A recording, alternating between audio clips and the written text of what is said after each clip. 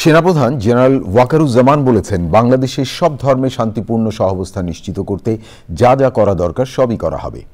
পার্বত্য জেলাগুলোতেও শান্তি শৃঙ্খলার একটু ঘাটতি আছে উল্লেখ করে সেনাপ্রধান বলেছেন, পাহাড়ে শান্তি বজায় রাখতেও সব ধরনের চেষ্টাই থাকবে। দেখুন পরাগ আজিমের রিপোর্টটি। রাজধানীর মেরুলবাড্ডায় বাংলাদেশ বুদ্ধিস্ট ফেডারেশনের আয়োজনে কঠিন চিবরদান ও জাতীয় বৌদ্ধ মহাসম্মেলন। বৌদ্ধ ধর্মের সবচেয়ে বড় এই আয়োজনে অংশ নেন সারা দেশ থেকে আসা বৌদ্ধ ধর্মাবলম্বীরা। অনুষ্ঠানে কঠিন চিবরদান সংক্রান্ত কিছু আনুষ্ঠানিকতায়ও অংশ নেন সেনাপ্রধান।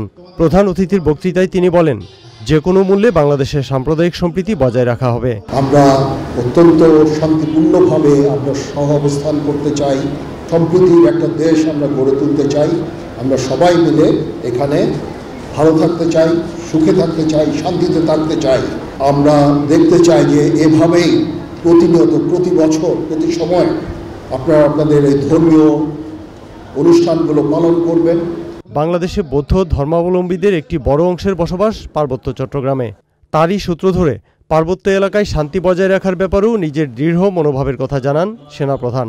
আমি পার্বত্য জেলার শান্তির জন্য যা কিছু প্রয়োজন আমাকে যদি বলা হয় আমি সেটা করব। পার্বত্য জেলায় বিশেষ করে যেহেতু এখানে আমাদের একটু শান্তি সমৃদ্ধির কিছুটা ঘাটতি আছে, সে দিকটা আমরা এখানে পুষিয়ে নিতে চাই এবং একটা সুন্দর পরিবেশ সৃষ্টি করতে চাই। পাহাড়ে যেন সবাই, পাহাড়ি বাঙালি সবাই সুন্দরভাবে আমরা একসাথে বসবাস করতে পারি। অনুষ্ঠানে শিক্ষাবিদ অধ্যাপক ডক্টর সুকুমল বড়ুয়া ও অন্যরা বক্তৃতা করেন। Parag Azim, channel I, Dhaka.